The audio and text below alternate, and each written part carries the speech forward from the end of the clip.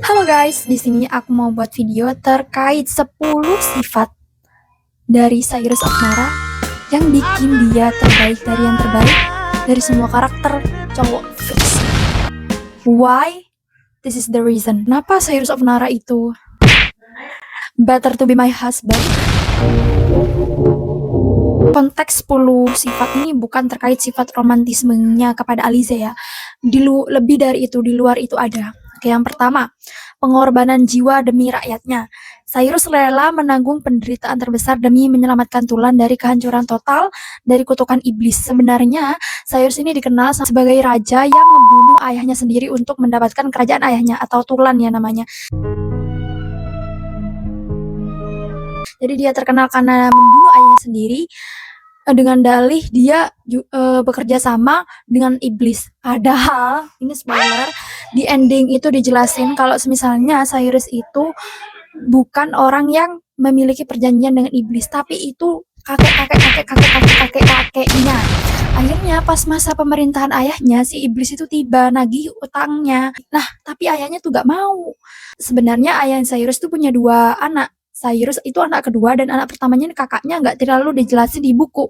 Harusnya kan dikasihkan kakaknya, tapi kakaknya kabur, gak mau kabur loh guys. Kayak what the hell, padahal dia putra mahkota, sedangkan Cyrus itu dari umur 3 tahun dia nggak ada target untuk mencapai dunia perpolitikan, dia mau jadi diviner. Lah, lalu tiba-tiba karena kakaknya gak mau sama ayahnya dipanggil lah Cyrus. Akhirnya dia mau. Karena kalau tidak dituruti nanti kerajaannya itu bakalan dimusnahkan sama iblis. Konsekuensinya ya jatuh ke Cyrus, dia disiksa selama seminggu tuh 2 kali kayaknya sama iblis. Jadi disiksanya tuh lewat pikiran, tapi kerasa sampai fisik, paham gak guys?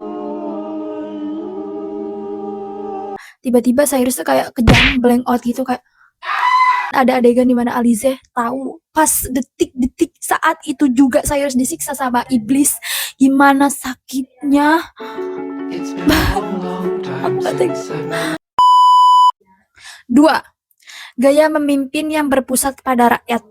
Meskipun menyandang gelar raja, Cyrus sama sekali tidak gila hormat atau haus kekuasaan. Bahkan kalau kamu misalnya masuk di dunia Cyrus, kalau misalnya kamu mau nyari Cyrus tuh, mau protes apa-apa, datanglah atau sebagai tamu, tiba-tiba ada pelayan, lu nanya, ini aku mau bertemu raja gitu, ini harus gimana? Kalau di buku-buku lain kayak, oh kamu harus ini, tapi enggak di dunia itu guys. Oh masuk aja, itu lewat di tangga itu, di lantai 3 itu belok kiri itu ada ruangan besar, itu barulah di situ masuk aja, gak apa-apa, ketok terus masuk aja, ada kok orangnya di situ. Itu seorang raja. Terus si Cyrus ini juga gak pakai perhiasan sama sekali atau baju yang berwarna, jadi dia gak tidur di kamar raja, gak pakai perhiasan, pakai serba hitam. Ketiga, pemimpin yang diakui oleh alam dan hewan. Jadi di buku ini tuh ada naganya guys. Kayaknya kalau nggak salah Cyrus itu punya 3 naga atau lebih gitu. Dari kecil pas tahu ada naga, Cyrus itu udah akrab sama naga sejak kecil. Dia anggap bukan sebagai hewan peliharaan, bukan sebagai temannya, karena dia nggak punya teman. Dia pendiam. Pas kecil itu dia nggak main sama ayahnya, nggak main sama ibunya. Ibunya aja nggak sayang sama dia. Ada suatu adegan di mana Cyrus itu sekarat, literally tergeletak di gerbang kerajaan, kayaknya gak tahu deh, lupa. Ibunya yang lihat hal tersebut, bukannya dipanggilin medis atau gimana, dia cuma kayak lihat, oh ya biarin lah gitu. Kayak dari kecil emang ibunya rada-rada, kok bisa anak sebaik itu lahir dari ibu kayak gitu.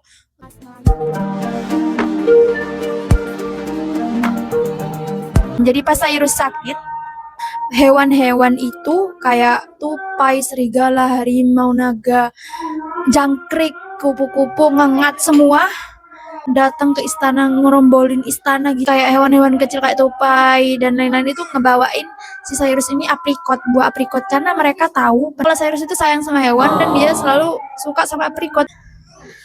Kalau nature aja suka sama dia, apalagi manusia ini.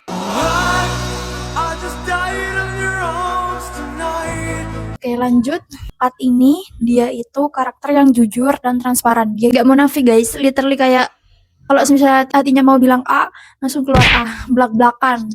Aku suka sih cowok belak-belak. Tapi buat Cyrus sih gak apa-apa, soalnya belak-belakannya itu gak jahat, belak-belakannya itu baik. Oh my god. Lanjut ke ketahanan mental yang luar biasa. Bayangin lu disiksa sama iblis 2 kali seminggu. Itu bukan terapi, itu disiksa. Dan dia tuh nggak ngomong ke siapa-siapa yang tahu rahasianya kalau dia disiksa itu cuma Alizah doang.